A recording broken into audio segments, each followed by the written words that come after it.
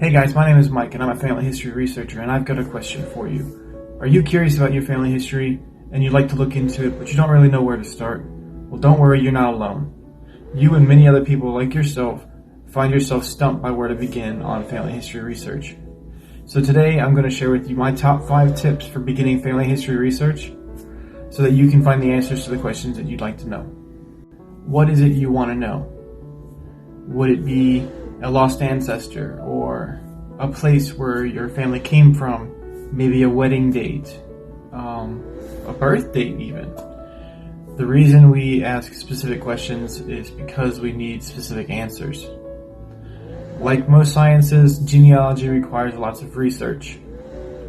And so when getting information, we're going to be stacking research questions on top of one another so that we build a big picture of what is going on in our family history. Whatever the reason for your research, you need a place to start. And that start will be your first research question. That will be the basis on where we begin looking for information. Tip number 4. Most records are not online. Yes, Ancestry, MyHeritage, FamilySearch, these are wonderful tools for a genealogist, and they are going to be incredibly helpful for you in your search for answers. But they are not the end-all, be-all.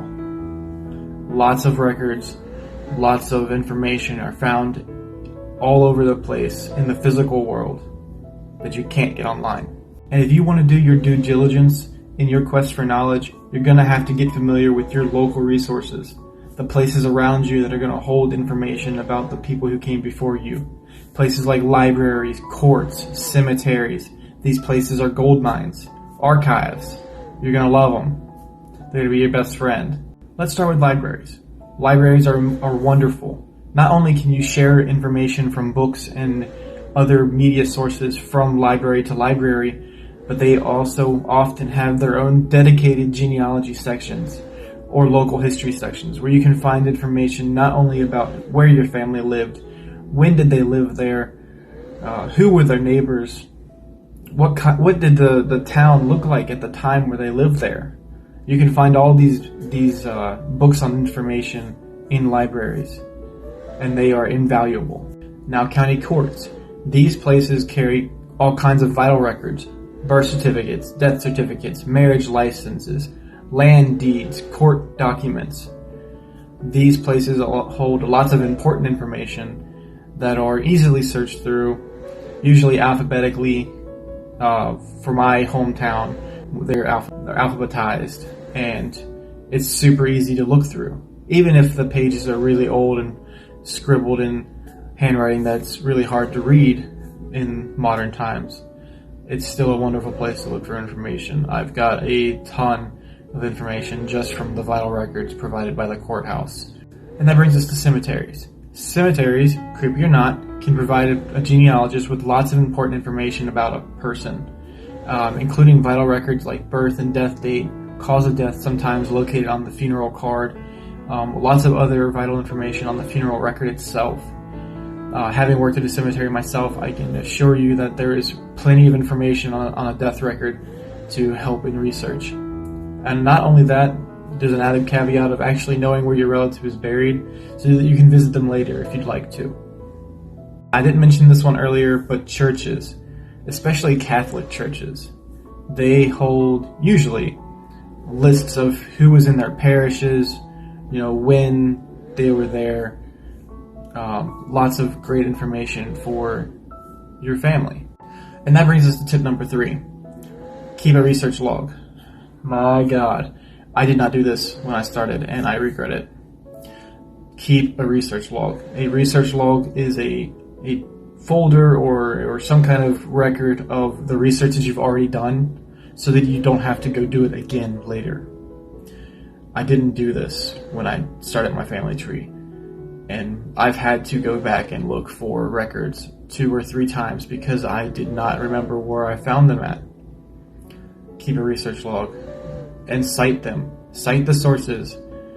You'll learn about citation later, like proper citation, but just for now, even just a small citation for where you found this document. So if you have to go find it again, you can. Tip number 2. Cindy's List / FamilySearch Wiki will be your best friends. These websites do not have actual search engines to pull up records themselves, but they have tons and tons of links to information about where to search, how to search, what to search. You're going to love them. They're amazing. And I know that they might seem uneasy to navigate at first, but the more you do it, the more you try to look at information about where to look for other information, you're going to learn, and it's going to be great. Cindy's List is a website full of links to other sites that hold lots of information.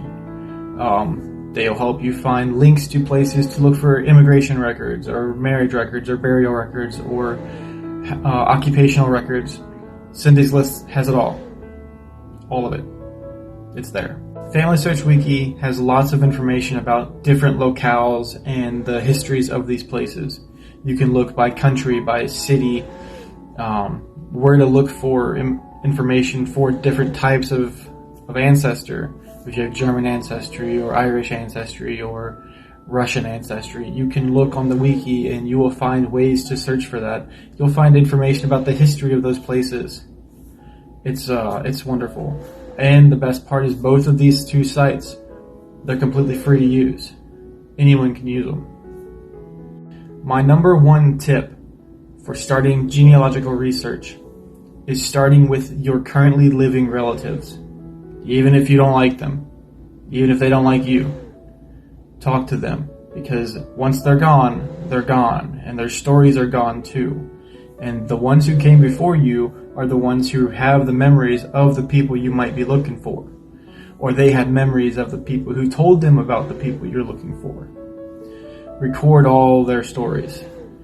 Just sit on a Skype call if you have to with your aunt in California or Florida or the UK and just take notes. It's wonderful. I have an uncle. He lives several states away from me, and we talked for probably 2 hours about his memories, about his life growing up.